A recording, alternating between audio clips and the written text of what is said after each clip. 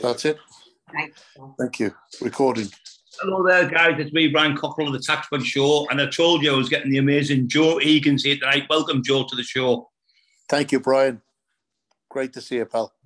Joe, we'd just like to go back to where you're from, where you're born. I'm from Dublin, Ireland, Ringsend in Dublin. Dublin, right. What was it like growing up there when you were a kid? We had a great childhood. I'm one of seven. I'm the eldest of seven, Brian. So we had a lot of fun.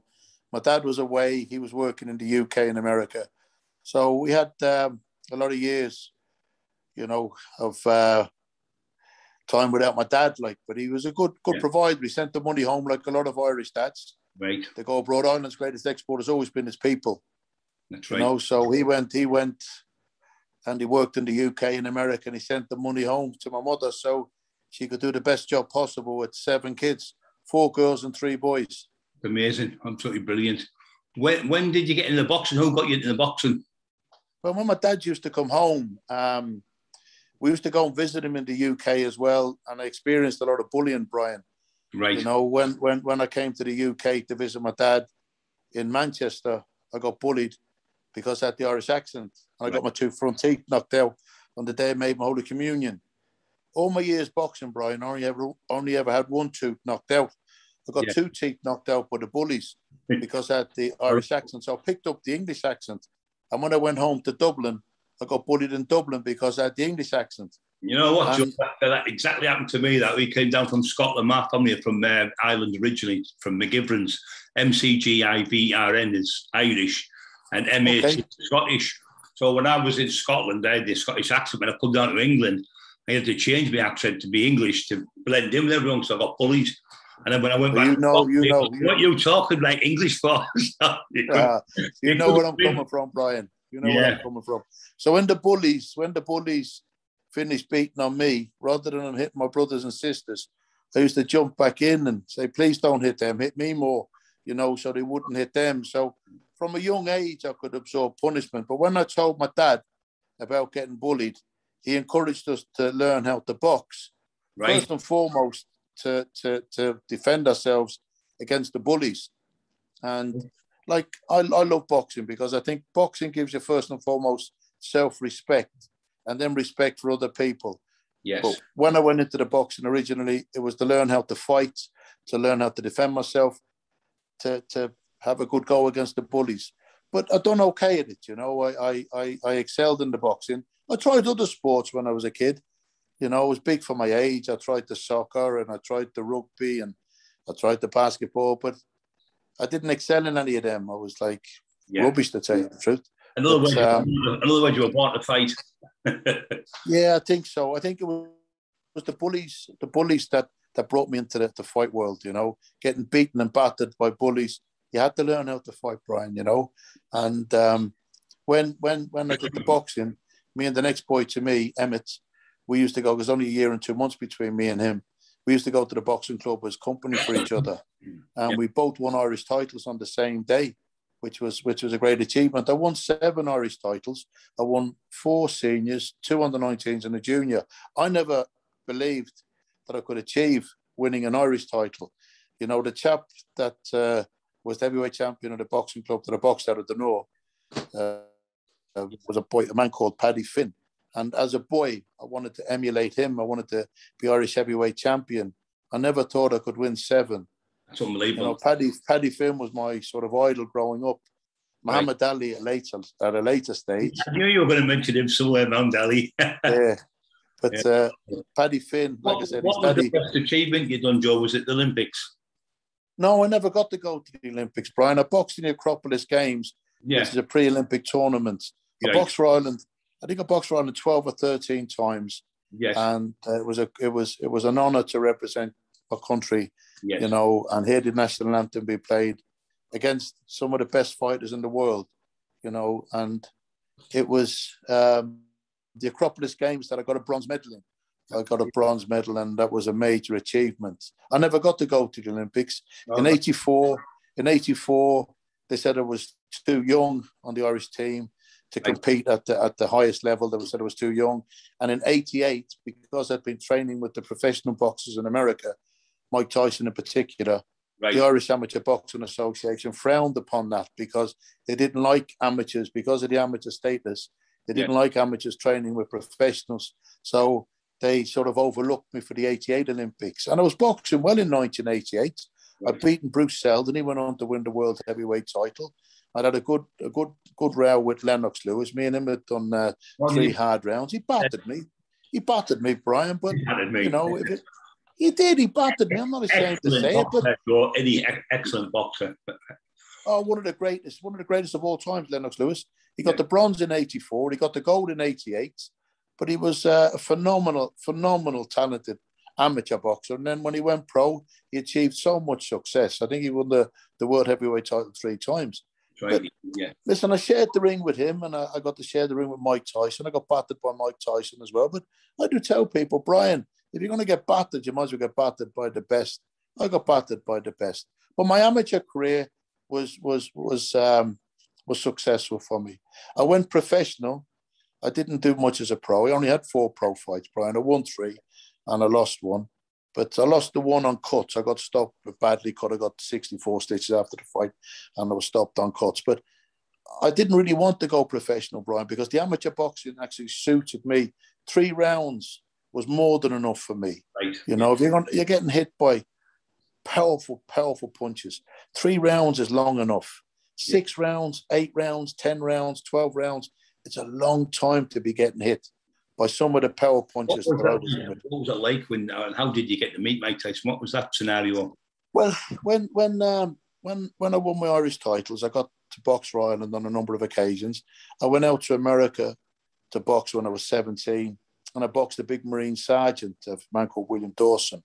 He was 28 years of age. He was a mature man, a Marine sergeant, powerful man. And I hadn't got the mature man's strength. I was big and I was capable, but I just hadn't got the man's strength that he had. And I had a lot of courage. I think every fighter that climbs into the ring, man or woman, has to have courage. You're born with courage, Brian. You can give a person skills, you can teach them and improve their skills, but you cannot give a person courage. You know, you play football, you play basketball, you play golf, you play tennis. You don't play boxing. And to me, it's the hardest sport in the world. I'm not biased because I'm an ex-fighter. It is the hardest sport in the world. But when I got to go to America the first time, I was 17. Face, isn't it? Sorry, Brian? It's one of the only sports in the world you get punched in the face. Oh, yeah.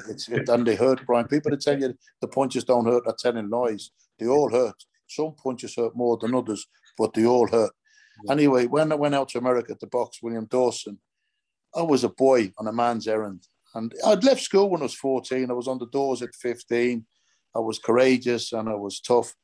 But I hadn't got the strength of William Dawson. And he gave me a beating. But I stayed on my feet. Took the beating. And Floyd Patterson was in attendance at the time. He was married to an Irish lady from Offaly, and he took a great interest in the Irish team. And he offered Paul Fitzgerald, the Irish featherweight from Arklow, was a brilliant featherweight, the opportunity to stay on in America. Paul's still out in America. He lives in a place called Upper Darby in Philadelphia. And then he said to me, would I like to stay in America? Now, I don't know what I did, Brian, to impress Floyd Patterson. Maybe it was my chin, I had a good chin. Maybe it was my courage, I had a lot of courage. But whatever I did to impress Floyd Patterson, I'm so happy I did it because he gave me a chance to stay in America. I would never have had the money to go back to America. I remember phoning my mum. I said, Mum, Floyd Patterson has given me a chance to stay on in America. She said, you'll never come home, son. My dad was in America at the time. I said, I will, Mum. I'll come home next year. Anyway, Floyd brought me to Gleason's gym and I sparred a couple of pro heavyweights in Gleason's gym. Matt Tucker was one of them. I can't remember the other heavyweight I sparred with, Brian. And I gave a good account of myself. Al Gavin and Bob Jackson, who bought the original gym of Cus D'Amato in New York when Cus was getting rid of his gym in Manhattan. They saw me sparring. They took an interest in me. And they said, there's a young heavyweight in the Catskills, same age as me, actually 6 months younger than me, called Mike Tyson, and he's looking for sparring partners. I was just so happy to hear that this young man was younger than me because I'd been so used to fighting men. Even the American I fought was 28. I was only 17. So I said, yeah, I'll have some of that. So they brought me to the Catskills. When I got to the Catskills, I met Cus, Camille, Marnie, Jay, Tom, you know, Mike's family, and it was wonderful reception, Brian. It was beautiful. You know, the Catskill Mountains up on the Hudson River. Rip Van Winkle slept up there, so the myth says, for 40 years. It was so peaceful and tranquil. Then I met Mike. He came out to meet me. He was smaller than me, Brian. He was 6 months younger than me, and he spoke with a bit of a lisp. Now, I was full of courage and full of bravado, and I thought, I'm going to batter him, you know, because I didn't know. Brian, listen, it's funny because I didn't know what Mike Tyson was doing at the time. I'd never heard of him. He was knocking men out left, right, and centre. But I thought, because I'm older than him, because I'm bigger than him, because he had a bit of a speech impediment, I felt, superior. But was I wrong? But we became friends overnight. We spoke about Ireland, and we spoke about Barry McGuigan and his relationship with Mr. Eastwood at the time, who I went professional with at a later date. I went professional with Mr. Eastwood. But Barry McGuigan and Mr. Eastwood. As a boxer, Joe, what was he like as a person, Mike? Oh, listen to this, Brian. He was a fantastic, lovely, lovely young man, except when he was hitting you. When he was punching you, he wasn't so nice. He punched with venom. Every punch he threw wanted to hurt you. But that night when we met, we became great friends overnight. The relationship that Mike had with Cuss was very similar to the relationship that Barry McGuigan had with Mr. Eastwood. And I knew a lot about Barry because he was Irish world champion. And Mike was fascinated with Irish boxers, the history of Irish boxing. And I knew a little bit about the history of Irish boxing. So we spoke and got on great overnight. I was actually starting to feel sorry for Mike. I thought, I like you, and I'm going to have to bash you in sparring tomorrow. The next morning, I know, stupid Paddy. The next morning, Brian, we got up, we ran 7 o'clock, ran for about a mile. Then Mike took off like a gazelle. And I thought, that's right, you tire yourself out. I'm going to bash you later in sparring. Came back to the house, had a bite to eat, went to bed for a few hours, got up midday, got onto the minibus to travel down to the gym in Catskills, main town, to spar. And as we're getting onto the minibus, suddenly these big, powerful men all appeared. And I thought, oh, that's them men. They're going to box. And those boys are going to box. They were very, very somber. Like men walking to the gallows, getting onto the minibus, sitting on the minibus. Brian, honest to God, it was comical afterwards. You know, these men were sitting there, but they knew what was coming. Stupid Paddy didn't know what was coming, you know. I'm sitting with Mike. I'm so relaxed. I'm comfortable. We got to the gym, stripped off, got into our training gear, shadow boxed, warming up, bandaged up. Cuss said, okay, glove up. So I'm looking around. Next of all, I see Mike in the ring, and he's got his top off. Brian, the physique on him at 17, his biceps, his chest, his neck, his arm, his back, everything was just phenomenal. I thought, there's no way a 17-year-old boy should look like that. Then Cuss pointed to one of these big, powerful men to get into spar, and Mike knocked him spark out with the first punch. I tell people I ruined a good pair of underpants at that moment in time. I shit myself, Brian. I thought, there's no way this boy should have this power. Anyway, he knocked out 2 more sparring partners. I was number 4. I got in. I got battered for 3 minutes, Brian, battered from pillar to post. But I stayed on my feet. I got out. I was in a lot of pain, very sore. A couple, 3 more sparring partners got in. Anyway, I got back in again, done another 3 minutes. I did 2 rounds with him that day and got battered for 6 minutes. But I stayed on my feet, Brian. And the madness in me, all fighters have to have a bit of madness in them. You know, like I said, you don't play boxing. To have a bit of madness in me. The madness in me, I believed one day I'll get the better of you. I never did. I stayed on sparring with him for nearly 2 years. And I'm very proud to say, Brian, he never put me down in them 2 years. We sparred this particular day. There was 4 white sparring partners. Normally there'd be some black guys. This particular day, there was 4 white sparring partners. He knocked 3 of them out. I was number 4. I got battered, but I never got put down. At the end of the spar, Mike Tyson said, Joe Egan is the toughest white man on the planet. Far from it, Brian. I was the toughest white man in the gym that day. What a compliment from a man like Mike Tyson. But what sparring with Mike gave me, it gave me the belief that in my heart, I could take any punch off any man. Because if I could take a punch of Mike Tyson and stay on my feet, psychologically, I believed that nobody could put me down. I did get put down in my boxing career. But when I got into fight Lennox Lewis, I believed that I could take Mike Tyson's punishment I can take Lennox Lewis's punishment. And I did. I got battered by Lennox for 3 rounds. It was a New York Golden Gloves team against the Canadian All-Stars team. And I got to share the ring with 2 of the greatest heavyweights of my era. You know, 2 of the greatest heavyweights of all time as well, Mike Tyson and Lennox Lewis. And be able to say that I stayed on my feet with both of them. People say I milk it a little bit. Brian, I milk it a lot. I don't milk it a little bit. Yeah, no one else can say they've done that. Brian, yeah. I've earned the right to milk it, you know, because like I said, I never achieved greatness in boxing. Every fighter that climbs into the ring dreams about becoming a champion of the world. I wasn't good enough to become a champion of the world, but I got battered. Right. I stayed on my feet by 2 of the greatest heavyweights of all time, definitely the greatest heavyweights of my era. And like I said, back to your amateur days, yes. And Matty Turner told me this story.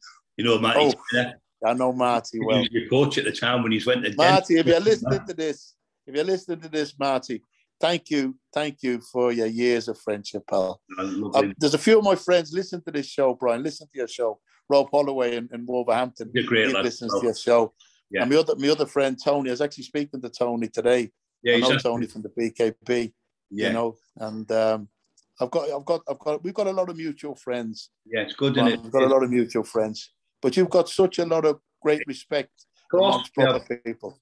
No, you have, Brian. You've got great respect amongst proper people. You and your wife, Emma, are lovely people. Because I've spoken to so many people that sing your praises. Phil the Power Taylor the other day. Oh, yeah. Thank you for putting us back in touch. No, that was a pleasure. Thank you for putting us back in touch. Thank you very much for back in with what a gentleman he is for a superstar. Yeah. But Marty took me away on a Northeast Divisions team because I boxed out of Newcastle for a while. There's the old saying, have gloves, will travel. And that's the way I was, Brian. I went all over the world boxing. But I settled in Newcastle for about a year. And I stayed. There was a man in Newcastle, he's dead now, God rest him, a man called Big Paddy Hallett. And a very, very well-respected man. He used to train the Blake Lawn Cowgate Boxing Club. And his 2 sons, Michael Hallett and Tony Hallett, they were like the 2 older brothers that I never had. Mr. Hallett looked after me, and his 2 sons looked after me. And you know something? When I lived in Newcastle, it was the safest I'd ever been in my life. I actually spoke to Jackie Hallett now today because Michael's not well, and I was just phoning his sister to see how he's doing. And I love the Hallets. But I lived in Blakelaw with the Hallett family. I boxed Michael in the Irish Championships. I sparred with Tony, and Mr. Hallett gave me a lot of great training. And I boxed in the Northeast divisions, and I boxed a man called Manny Burgo. I know Manny from Manny, good fighter, Manny. Black lads fighter. Manny beat me. Manny beat me on points, but he done well in the ABAs and everything. Was a phenomenal boxer.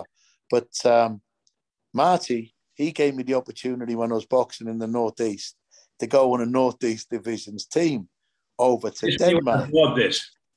Sorry? Just when you went abroad? Yes, we went to Denmark. Yeah. We went to Denmark. We went to he said to me, ask you about the ice cream. Oh, listen to this. I've got some great stories for him. Marty, I'll have to tell you that one. We went to Esbjerg in Copenhagen, and there was a young boxer on the team called Cornelius Carr. He went on to win the British title, and he boxed Steve Collins for the world title. He went 12 rounds with Steve Collins. I was at that fight in the Point Depot. I think it was 1990. I met Nigel Benn at the fight, and there was a few other champions at the fight. But Cornelius Carr was on the Northeast Divisions team, and we went on this boat. Now, I'd been on the boat many times from Holyhead to Dublin and Dublin to Holyhead, and it was like a trucker's boat, you know. It was a cattle ship nearly type of thing when I was younger. Suddenly, I was on this boat going to Denmark, and it was like a floating hotel. There was a disco and everything on the boat, Brian, right? Right. Disco, restaurants, cinema. It was fabulous, this boat. We had an overnight cabin, all the boxers. And I thought, this is brilliant. So we went to the disco on the boat. And Marty, I tell you, it was a great trip. There was one of the boxers, there was a band out at the time called Fine Young Cannibals. And the lead singer of Fine Young Cannibals, I think his name was Roland Nastaza. I think that was his name. He was a mixed race chap, and he could sing. But there was one of the boxers, was the double of him. And everybody, and there was this song, Johnny, we're sorry. Won't you come on home?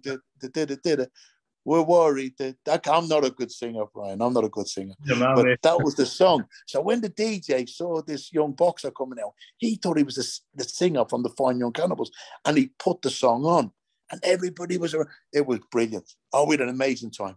Anyway, we got to Denmark, and we boxed in Esbjerg and Copenhagen. I fought Brian Nielsen.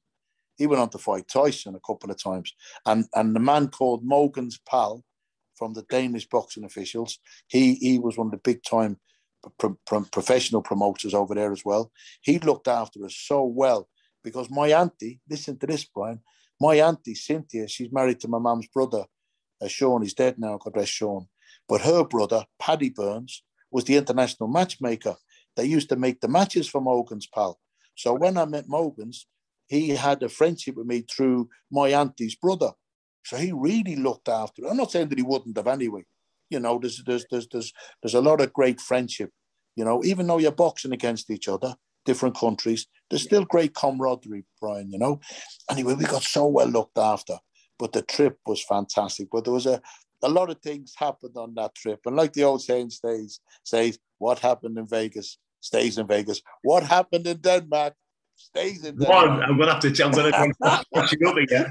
One where he said, it was so much. He's all had a bit of a drink. You got in your bed. We all get to bed now. And you got in the top bunk. And you fell through the bunk on the lad underneath, 19.5 stone. And the lad underneath was still asleep when you got off him. Brian, you know how many beds I've broken in my lifetime? I've broken loads. I'm a heavyweight. Now saw Joe Egan's there on top of him, the lad's still asleep. A lot of drinking. And in that is you give him the tip that Mike Tyson be the youngest heavyweight ever. I told everybody, Brian. Yeah. I told everyone when I was in the Catskills at 17, I knew then Mike Tyson was special. I wrote to loads of people. I wrote to Steve Collins. And Steve was my friend, still my friend to this day. I boxed Steve twice. And been at both his weddings. A good man, Steve. Great world champion. Yeah, but I wrote to loads of different people. I said, I'm training with the future heavyweight champion of the world. At 17, I knew how special he was.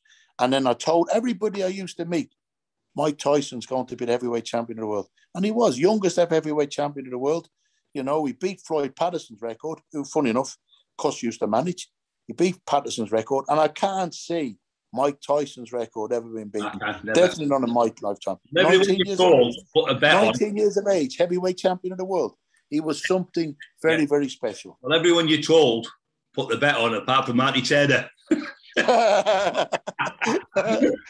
he's still keeping himself today. He's still upset over it. But I used to tell everybody because you just know.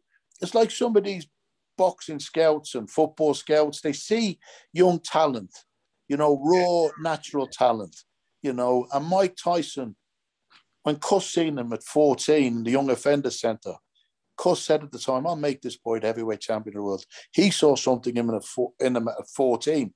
I saw something in him at 17. And even though Mike achieved greatness, I still don't believe that we saw the best of Mike Tyson because I believe when Cuss D'Amato died, the best of Mike Tyson died as well. God rest Cuss.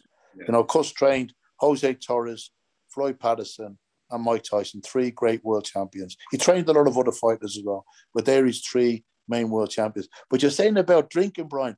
I'm an Irishman that doesn't drink alcohol. Yeah. People laugh. People laugh when I say, no, I don't drink. They say, what sort of an Irishman are you? I say, my dad says I'm a failure as an Irishman. It's expected of the paddies to drink. Yeah. I like a glass of milk. I love a glass of milk. And when I go to Scotland and I'll go up there and you have their whiskey, I went, no, I don't drink.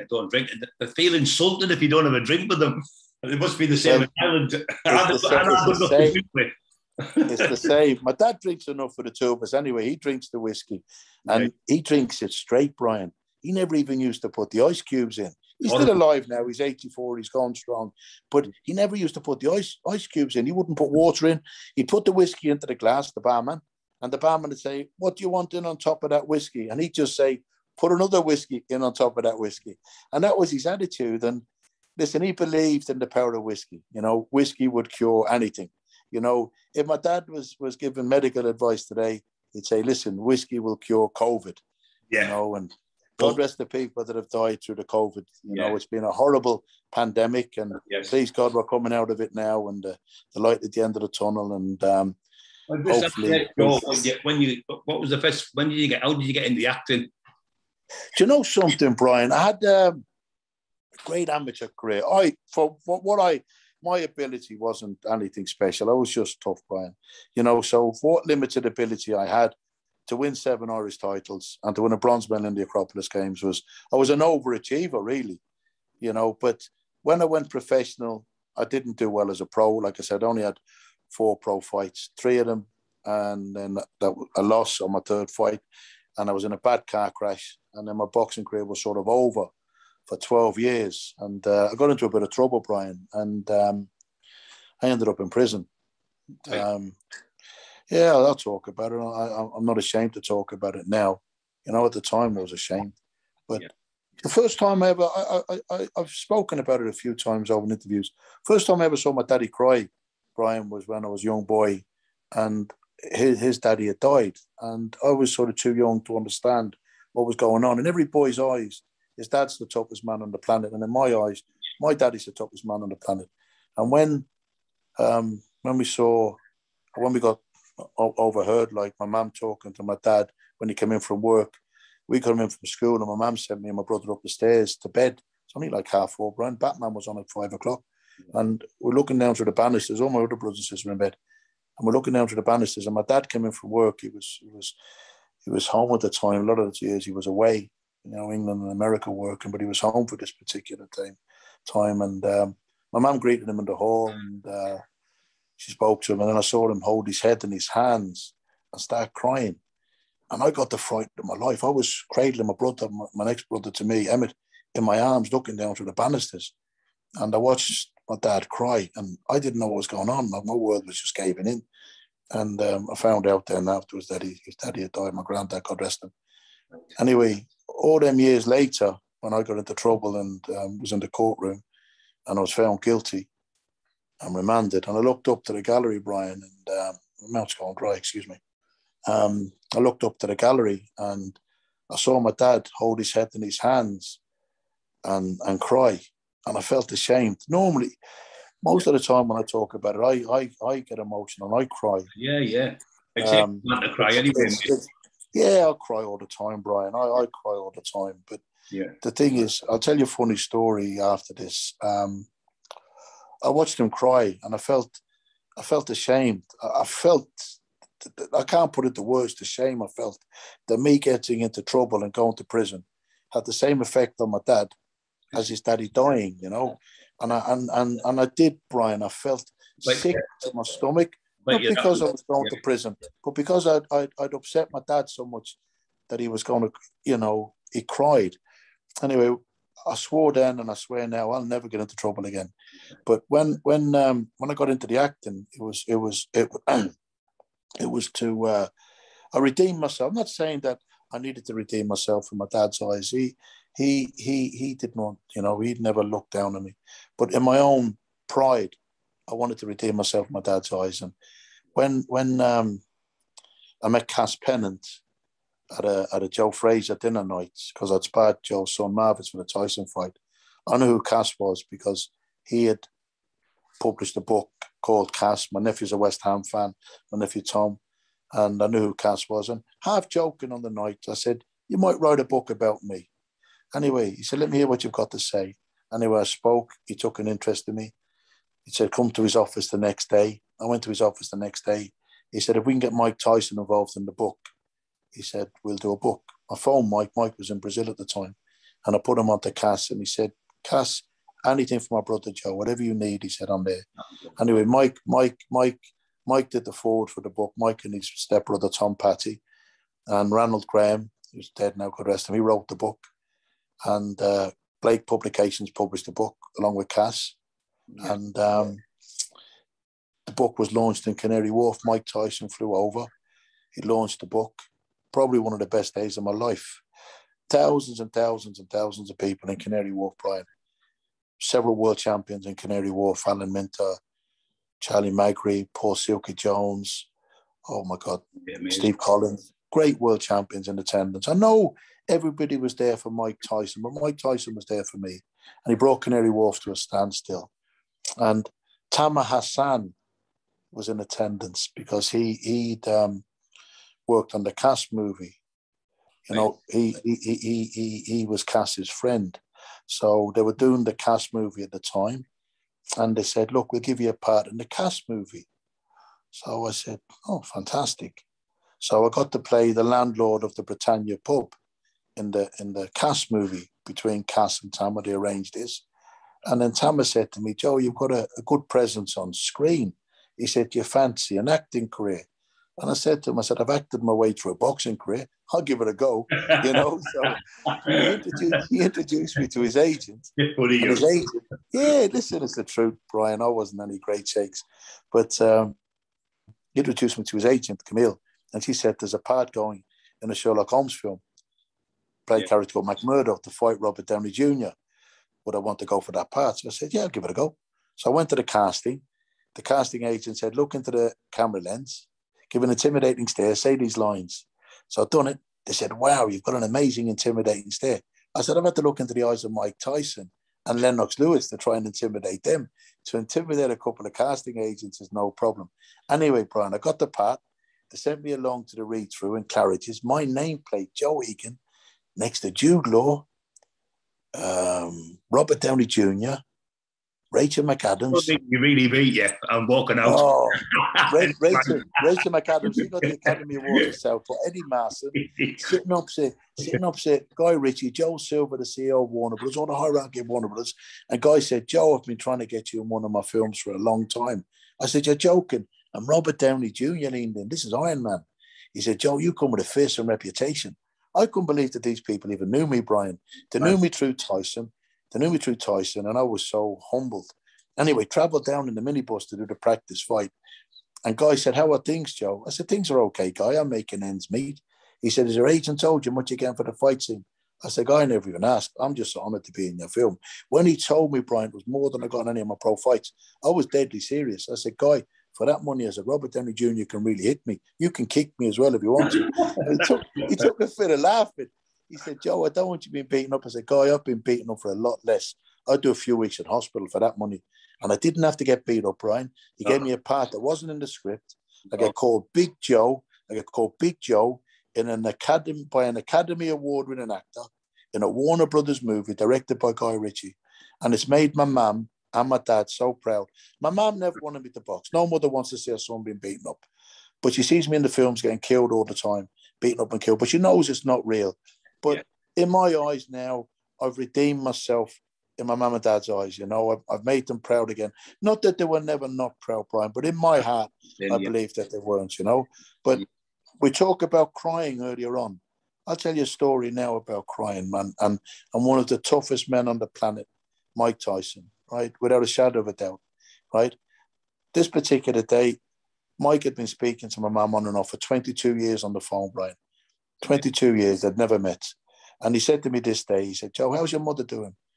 I said, she's not too well, Mike. She had a lump removed from her throat.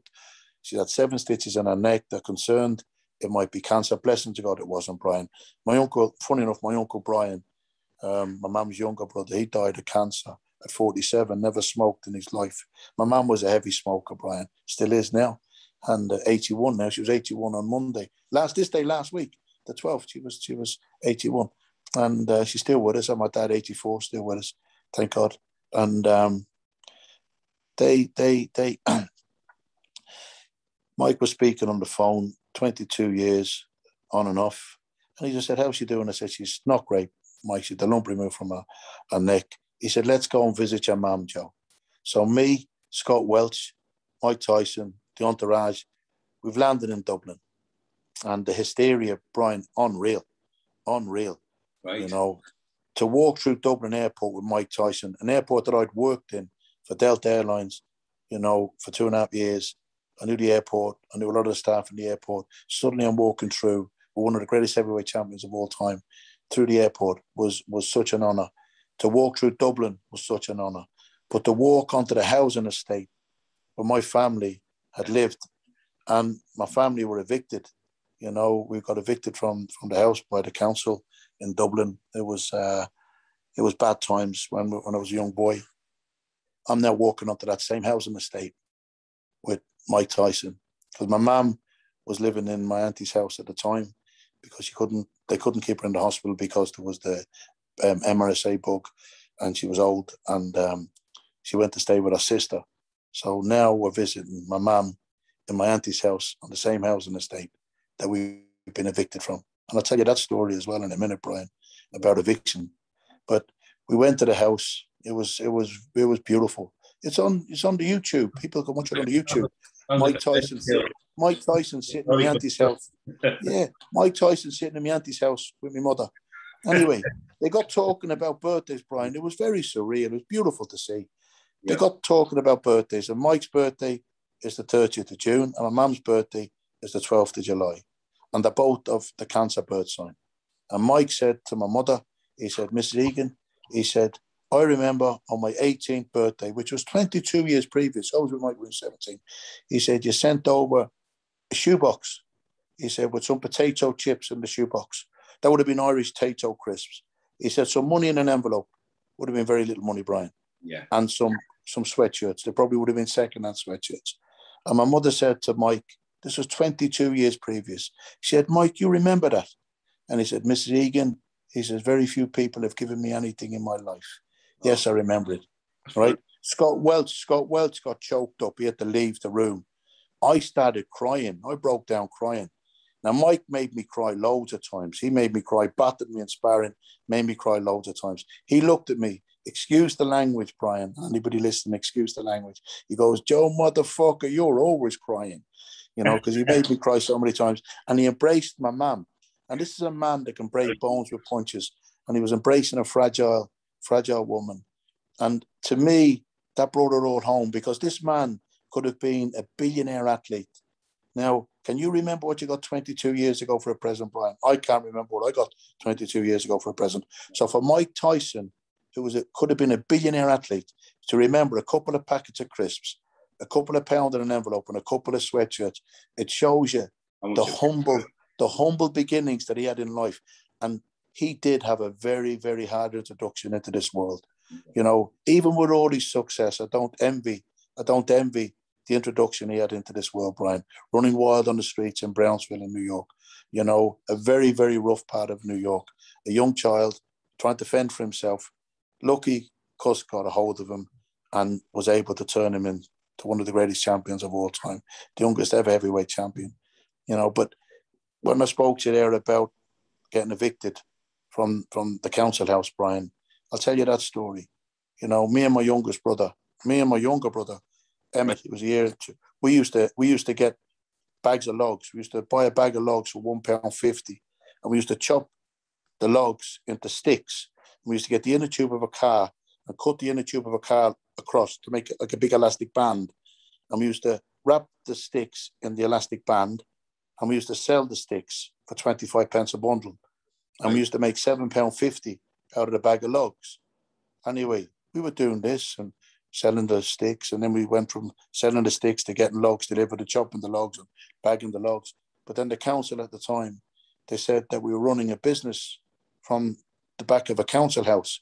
We were 13 and 14-year-old boys, Brian, you know, kids really, you know, and they put the rent up to maximum rent, and they backdated the rent, and they said that we owed them £6,000 in arrears. And my dad was away working at the time, sending the money home and paying the rent and stuff. But it was out of the blue. And then when my dad came home and he fought them in court, and he was winning in court because it was wrong what they were doing. Right. Then they tried to make an example of him, and they evicted us years later. You know, I was actually away on the Denmark trip, Brian, when my family got evicted, you know, and I remember phoning home and I couldn't get an answer in the house.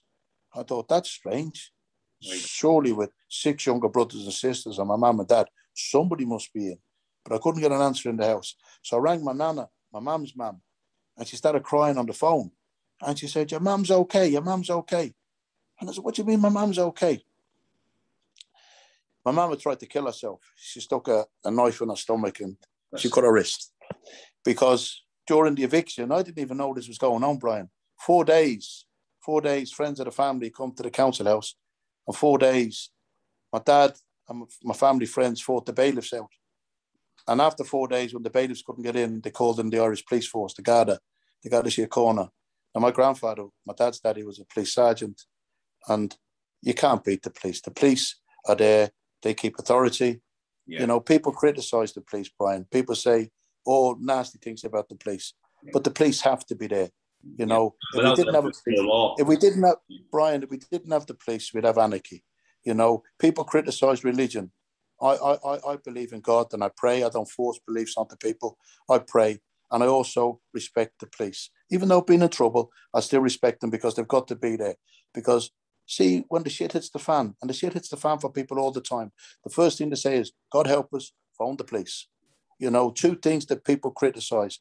You know, so when the police, the Garda Síochána were called, my dad and the people in the house that were fighting the bailiffs, they gave up because they didn't have any arguments with the police. They didn't have one confrontation with the police, but the bailiffs didn't get in. The bailiffs were held out for 4 days.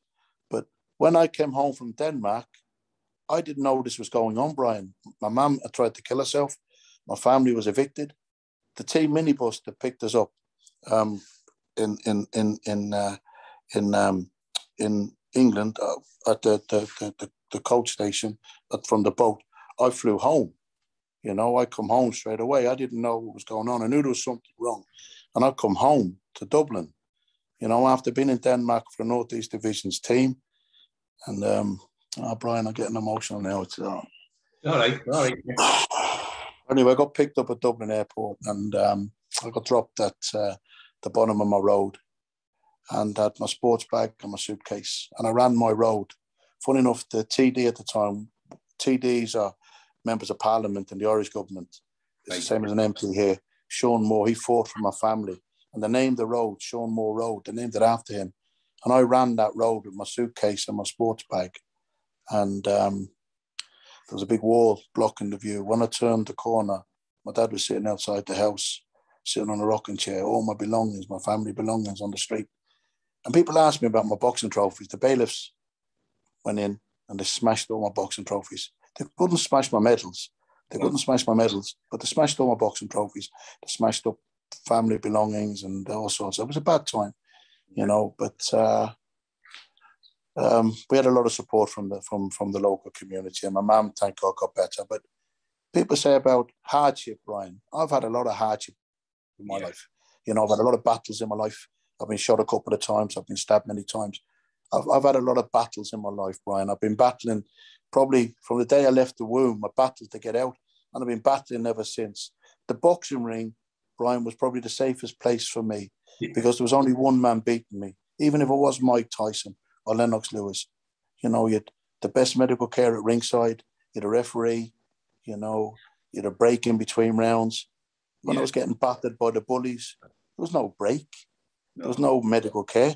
If you're lucky enough to get to a hospital, if you're able to get to a hospital after the beating, you know, if an ambulance will come and get you, you know. But in the boxing, it was the safest place for me. And I've had a lot of hardship. But I think you have to experience hardship. You have to experience hard times, Brian, to appreciate good times. And my life, I've got a good life now. I don't drink, I don't smoke, I don't take drugs, I don't gamble. You know, I work hard. I still do my security work, Brian. I work for Ambi Medical Group. I'm an ambassador for Ambi Medical Group. I'm an ambassador for Rail Construction Utilities, and I'm an ambassador for Lowe's Bullion and Britannia Jewellery. So 3 companies that look after me, and very proud to say that I represent them well. And I've got a good life now, Brian. It's been hard, and there's a lot of wonderful things happening now. What it is, Joe, when you've had a hard upbringing and you've struggled for food and things like that, we used to steal tatties out of the field. We used to go on the beach to get coal. And we'd bring the sea coal off the beach and things like that. But you appreciate life a lot more now because you've gone through the hard times. These are easy times. The kids don't know the bond these days. No, Yeah, we had nothing when we were kids. Like I said, I experienced a lot of bullying, Brian. You know, I experienced a lot of bullying, but not just for me, but for 4 younger sisters and 2 younger brothers. So I experienced, you know, a lot of bullying for them, trying to protect them. But it was physical bullying, Brian. You know, you got battered, you got beaten up, bruised, cut. You know, but you had a time period that you would heal. You know, you get cut, you get bruised. The doctor can say to you, yeah, that's 3 weeks, 6 weeks, you'll be healed. That was physical bullying. If you were able to get home and close your front door, you could get away from the bullies. But see, today, Brian, there's no safe haven for bullies because the bullies are bullying men, women, children, kids, boys, girls on the internet. Yes. Social bullying on the YouTubers or whatever I don't do but the mobile phones. They're bullying them on mobile phones. You don't get what it is. You don't get peace and quiet because, like you said, once you get home, you shut your door. You're with your family. You are safe from the physical bullies. See the mental torture now, Brian. Mental torture worse. But you know, more kids kill themselves through mental torture than they do actually physical torture. Brian, it's horrible. Terrible. It's absolutely horrible. You know, I hate bullying. I don't condone any type of bullying. It's horrible. You know, but the mental bullying, there's no time to heal. They can't give you a time limit to heal. You get battered. You get your teeth knocked out. I had my teeth knocked out. I've been stabbed. I've been shot. They can tell you, the doctor can tell you nearly to the hour how long it will take for you to heal. Right? But see, when you're getting mentally bullied, right, tortured over the phones, tortured over the computer, and you're being a victim of these keyboard warriors, right? You're a victim of them. They can't give you a time that you're going to heal in because there is no, some people never heal, Brian, from the mental torture. And it's heartbreaking. Horrible to see, and all of these fake accounts they've got, and they go and the police do nothing whatsoever about it. But this young girl there, 6 of them, bullied her online. They told her to go home, take a load of tablets. She took them online, took the tablets and died. That's disgusting. 16-year-old kid dying, being bullied. God rest her, Brian. God rest her, Brian. We're trying to change the way Facebook is used. We're trying to where you can. I know you and Emma. I praise you for that. We're trying to get it so it can be policed better, where you can contact someone and say, "Look, this is happening, that's happening," so they can do something about it. There's so many people getting bullied on these computers. Even if I can get bullied, anyone can get bullied. It's just been terrible. But we're getting to the end of it now, so it's good. But how are you doing anyway, Joe, to day now?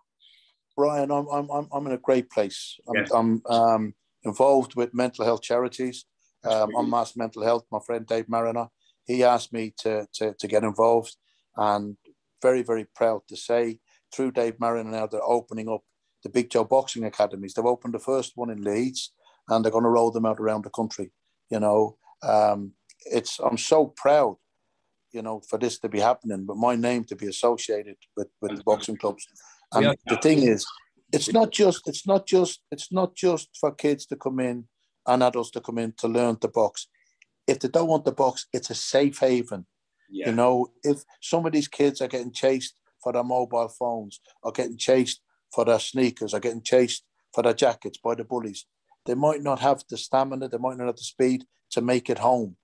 But if they can make it to the local boxing gym and get in there, that is a safe haven for them. It's like a youth club. It's going to be a community centre. The boxing part of it is only going to be one part of it.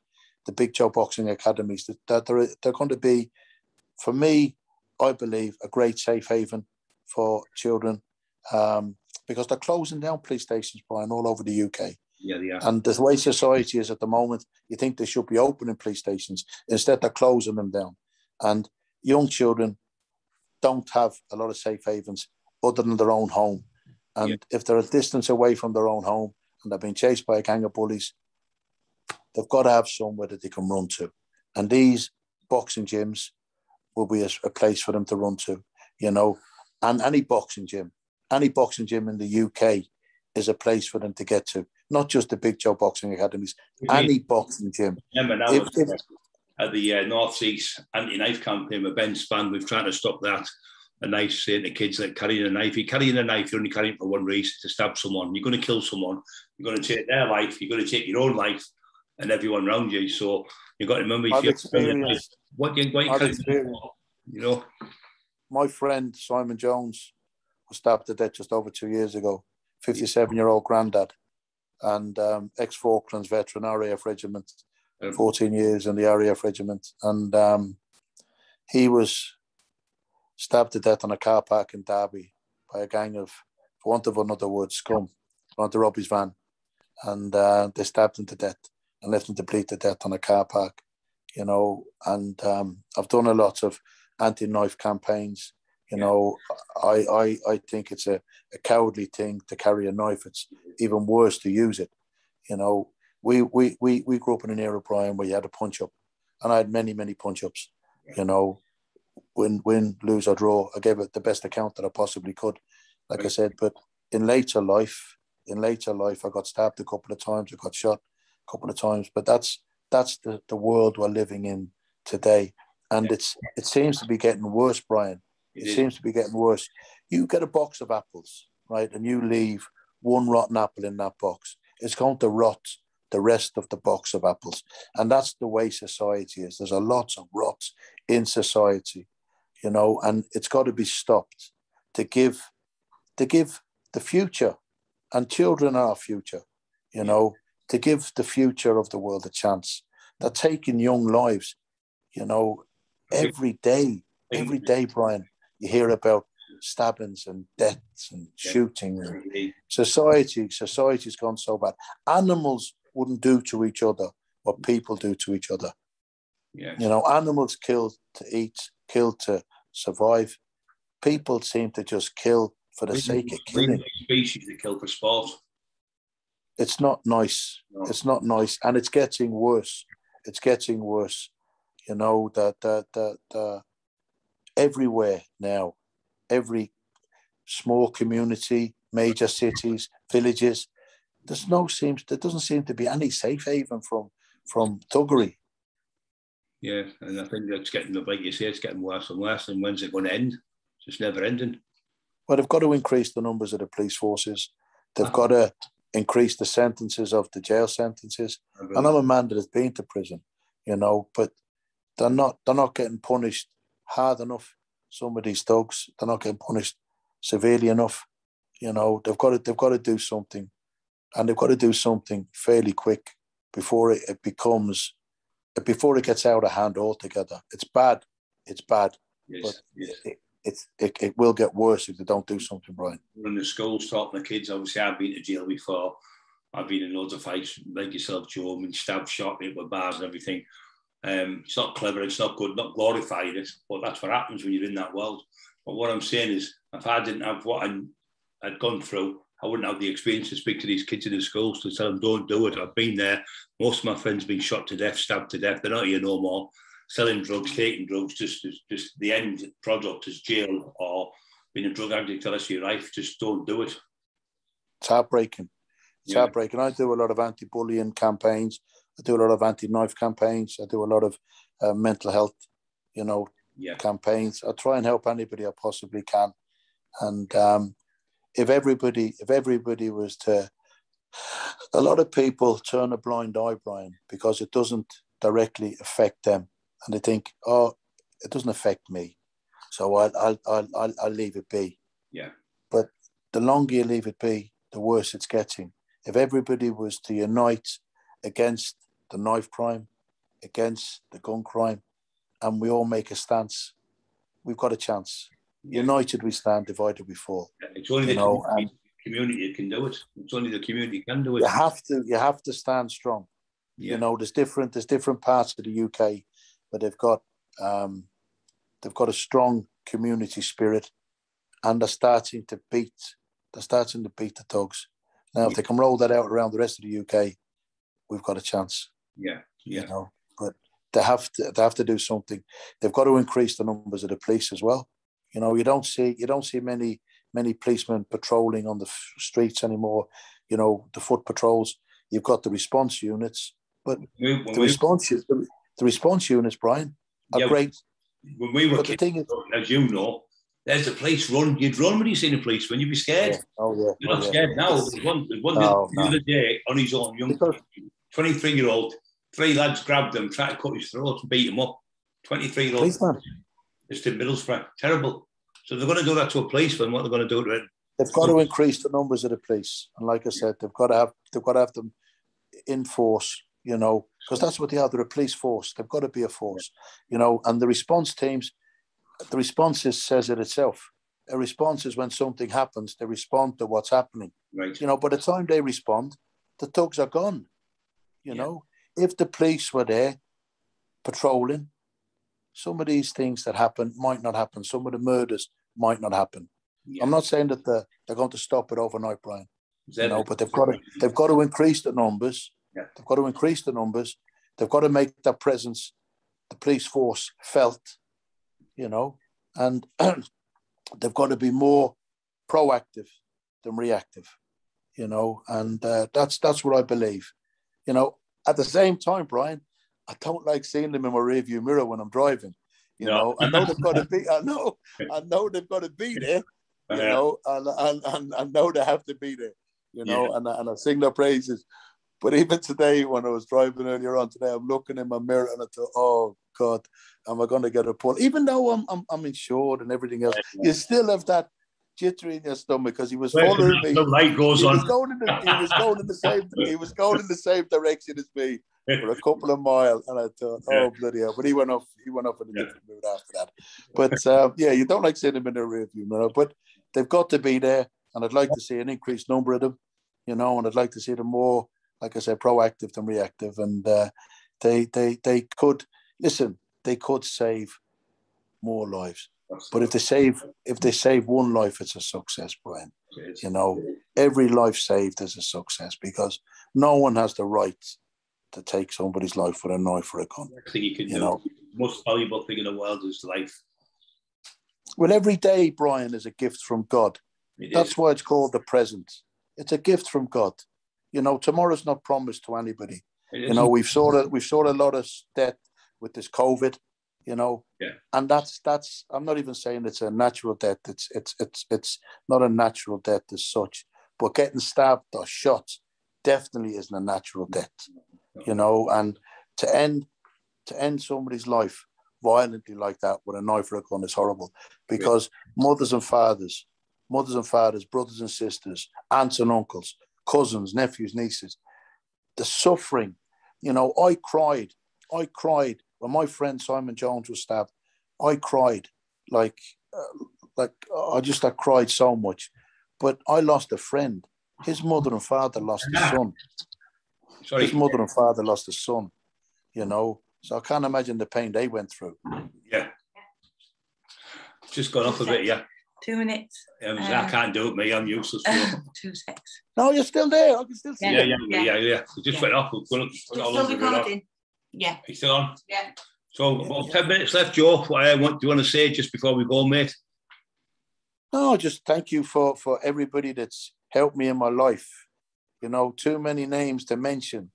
You know, but anybody that is watching this or anybody that knows anybody that has helped me in my life, thank you. You know, because I've had a lot of help in my life. You know, when I was boxing, I had a lot of help from different trainers, different fighters, and but Joe, you still have to go and do it yourself. You still have to get up out of bed and go and do these things. Yeah, but the thing is that we become the man I am today, Brian. You know, and I like to think that I'm a good ambassador for Ireland. I'm a good ambassador for my family. I'm a good ambassador for boxing. I try to be the best that I can, you know, and I pride myself on my manners. I carry myself as best I can. I help anybody I can. And well, now don't know anyone who's got a bad word for you, mate. Not one person. I don't do anybody any wrong intentionally. If I make a mistake, we're only human. I say I'm sorry. Yes. And let's try and put it right. We're not conditioned to not make a mistake, you know, and like it says in the Bible, Eddie has done no evil, cast the first stone. You know, I've made mistakes. I've done wrong. I've been punished. Like I said, I went to prison for the wrong I've done, and I've come out and I've tried to be the best I can possibly be, and I'm happy with my life, Brian. You know, I'm happy. I've I've got a lot of wonderful happy tonight and all the fans anyway. Oh, listen, for everybody watching, thank you for taking an interest. Thank you, Joe. You know, I've had a roller coaster of a life, you know, and I'm still here. And for a long time. Yeah, well, please God, Brian. You know, people say to me about music. I love music. I listen to opera music, but I love Elton John. I've seen him in concert twice, and I love that song. I'm still standing. You know, I'm still standing. Yeah, I've been knocked down, and I've got up and dusted myself down and soldiered on. People say about my dad used to call me for my runs, Brian, and he used to say, drag yourself out of bed. It's like dragging yourself off the deck when you get decked. Yeah. I used to say, Dad, no one's going to put me down. No one's going to put me down. Yeah. I remember the first time I got decked, Brian. I was boxing in the Acropolis Games. I boxed an Italian. I boxed a Canadian. And now I'm in the semi-finals and I'm boxing the Greek. And my left eye was damaged. And I fought. First round, done the best I could. Second round, I turned blindside on. My eye was completely closed. I didn't see the punch coming. It was a powerful punch. And I'm on the deck. Now, I didn't even know I'd been decked, Brian. I was lying on the deck and I really thought I was in bed. And I was going like this. I was pulling the bed sheets over me. I was asleep. Brian, I was asleep. Right? Next of all, I rolled onto my side. This is true as God. I rolled onto my side. My left eye was closed. I'm still pulling the bed sheets over me. My two cornermen, Mickey Hawkins and Jerry Hanna, they thought I was calling them into the ring, but I wasn't. I was pulling the bed sheets over me. So when I rolled onto my side, my left eye was closed. This eye was open. I saw the referee go 5. So for at least 15 seconds, I was asleep. From the time he hit me on the chin to the time I fell down, to the time I lay on my back trying to pull the bed sheets over, to the time I rolled over onto my side, I was asleep. Yeah. Right? Instinctively pulling the bed sheets over me. Anyway, I went, shit, I'm on the deck here. And I dragged myself onto my feet. My two cornermen were in the ring at that stage. And I sort of staggered into their arms. I got beat on my feet. But I remember phoning my dad. I won the bronze medal. He went on to win the gold, the man that beat me. He beat the Dutchman in the final. He beat Arnold van der Leyen, the Olympic bronze medalist, twice.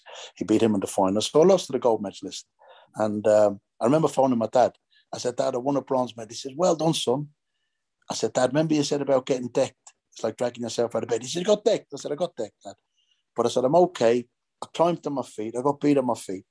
But I said, it was exactly like you said. It was like being asleep, you know, and it was. But the punch didn't hurt me, Brian.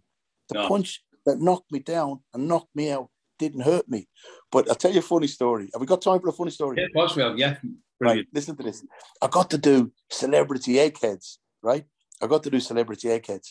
And, oh, Brian, listen to this, right? I left school when I was 14. I'm not academic, right? And I've done security all my life. I'm big and I've got a good presence. And I got to do security. I've done static guard, store detective, air marshal with Delta Airlines. I was in the part-time army, the Irish Army military police. I was in a bodyguard. I've done all types of security, Brian, right? So I'm not, like I said, I'm not intelligent in academic books and that. So I got invited to do celebrity eggheads. Me, Willie Thorne, the snooker player who's dead now, God rest him. Remember him? Paul Dixon, yeah, he was a lovely man. Paul Dixon, the cricket player. Jeff Capes, the strong man. Remember and the English goalkeeper. Oh, God, lovely man. One of the great, Peter Shilton, right? So the five of us, the five of us are the celebrity team. So I wanted to do TV and film or sports. So I got food and drink. Now, you know, by looking at the size of me, I like my food, but I don't drink alcohol, right? But I thought, oh my God, I don't have a chance. So I've gone in, they asked me the first question. I got it right, Brian. I couldn't believe it. I went the middle. Got it right. The egghead, the mastermind, Brain of Britain champion, got his question right. Then they asked me the second question. I went the middle again. And I got it right again. I couldn't believe it. Two, Brian, 2 questions right. Next one, the egghead got his. So they asked me the third question. They said, where is the avocado from? I went, the avocado's a pear. I said, I know that because my dad used to give them to me when I was boxing. They're full of energy, glucose. But I said, I don't know where they're from. Give me the clues. So they said, Australasia, the Americas, or Europe. So I thought, it can't be the middle again. So I've gone Australasia, the biggest landmass. They went, no, it was the Americas, the middle. The mastermind champion, Brain of Britain, got his question right. But they said, Joe, you pushed him to the wire. You got beaten 3-2. What a fantastic achievement. So I was over the moon, Brian. Yeah. So I've gone to the green room. I phoned my dad. I said, Dad, I got 2 questions right out of 3. He goes, well done, son. I said, Dad, they said I pushed the mastermind champion, the Brain of Britain, to the wire. He said, son, it doesn't say much for the Brain of Britain now if you pushed them to the wire. And the celebrities in the room, Finney-Shield, the Portons, and Jeff Capes and Willie Thorne, they're all breaking the heart laughing. I went, thanks, Dad. Yeah. But it's just a funny story. But life is very, very good, Brian, I'm glad to say. I wish everybody watching this, listening to this, the same. I wish us all the happiness in the world. People ask me for my autograph, and I'm humbled, Brian, when people ask, but I always find happiness. Because you can have all the respect and all the money in the world, but if you're not happy, what good is it, you know? Isn't. I'm happy with my lot, you know. It's maybe not as much as the next man, but it's more than others, you know. There's a lot. I think content is one of the most important things in life. There's a lot less off than me, you know, and of course. I feel sorry for people, and I'm just grateful for what I have, and I feel sorry for people that have less. I wish you all the very best. Thank you very much. It's been an honour having you on. Brian, thank you. Yeah, Joe, thank you very much. Emma, you have to turn this off. It means you haven't got a clue. No, we'll keep talking. God bless you. I could talk to you all night. Okay. And I hope, thank you. I wish you all the very best. Emma, thank you. Thank you. God bless you both. Thank you. See you soon. Thank you. Thanks very much. Bye. Love you a bit. Ciao, pal. Same as Brian. Thank you. Same as Emma. Thank you. Bye-bye. Bye. And